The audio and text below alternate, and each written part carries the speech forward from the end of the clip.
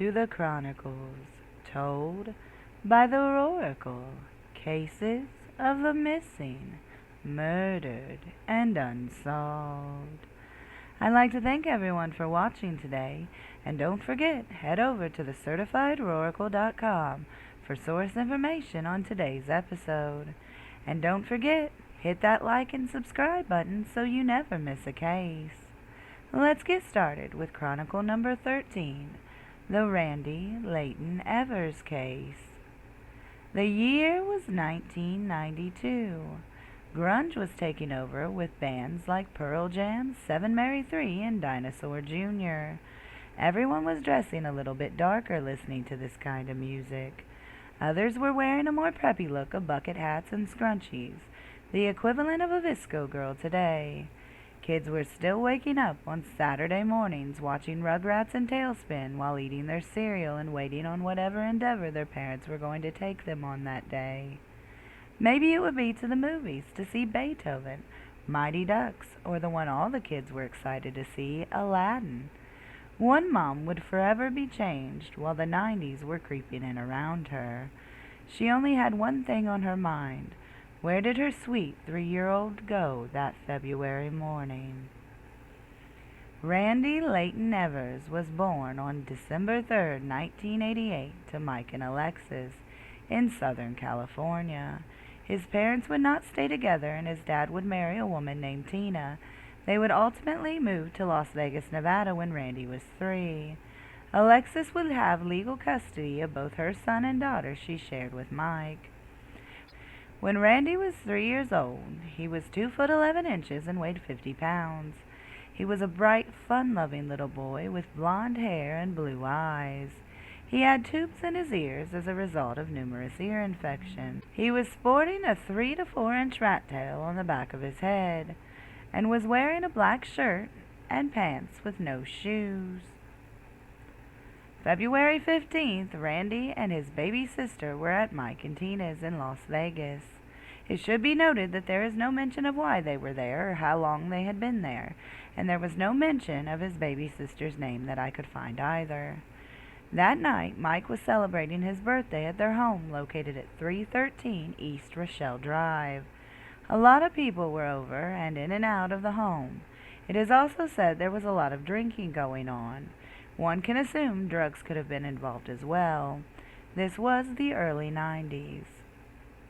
It is said that Randi was asleep on the floor in his living room, curled up in his blanket around 11:30 p.m. His stepmom Tina said that everyone decided to head out to the Gold Coast Casino. She also stated they left Randi on the floor asleep with a friend that was passed out close by. Now there's another version of this story. This is the one where Mike went into the back room and went to sleep with his daughter, and Tina and some friends went to the Gold Coast Casino, returned home at 3:30 a.m. to find Randi gone. Whatever version you choose to go with, one thing remains the same: Randi is gone. When the police were called to the home, neither Tina nor Mike showed interest in the fact that their son and stepson were missing. In fact, the police report from that day states that Mike had to be dragged out of his bed when told about his son being gone. He had absolutely no interest in finding Randi, but why? A search of the area showed no signs of Randi anywhere. Police did not believe Randi had just walked away from the residence, as it was very cold that night, and he was also afraid of the dark, as he was only 3 years old. Initially, Mike and Tina refused to take polygraphs, but eventually agreed. They ultimately failed them, and in an interview, Tina did state they failed based on a question about where Randi was. She said they had answered wrong. Alexis, Randi's birth mom, was at her home 1 week after Randi had vanished. The FBI knocked on her door and had questions about her son's disappearance. This was the first she had heard Randi was missing. Some questions about this is why was she not in contact with her children for a week? However, she was baffled that Mike and Tina had not called her to let her know her son was missing. The FBI initially thought maybe Alexis drove from Southern California to Las Vegas and took her son. This was soon ruled out, and she was not considered a suspect. Tina and Mike remained uncooperative with police, And soon after Randy went missing, they had a son and then a daughter, and then they moved to Southern California. What happened in those early morning hours? Some think that Mike and Tina sold him to pay a drug debt. Some believe he was killed accidentally or on purpose by Mike or Tina. Mike and Tina believe he was abducted from their home. It was a party and a lot of people were in and out, so there is a possibility that someone could have taken the boy and no one would have noticed.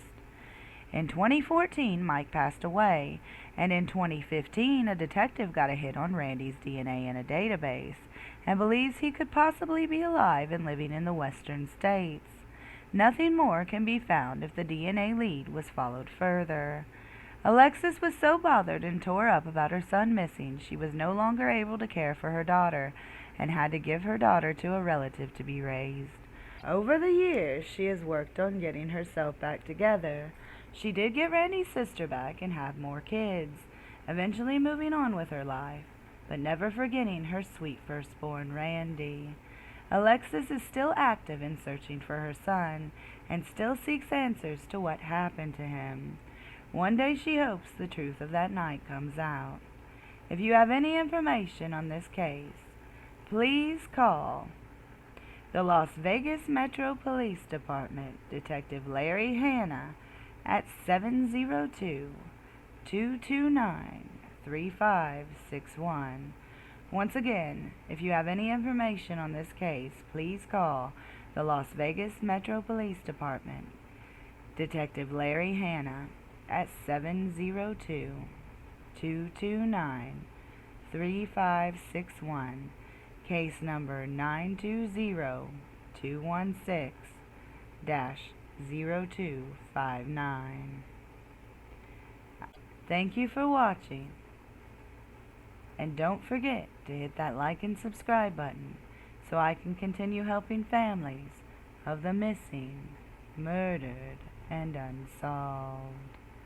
As always, this is the Chronikle, signing off.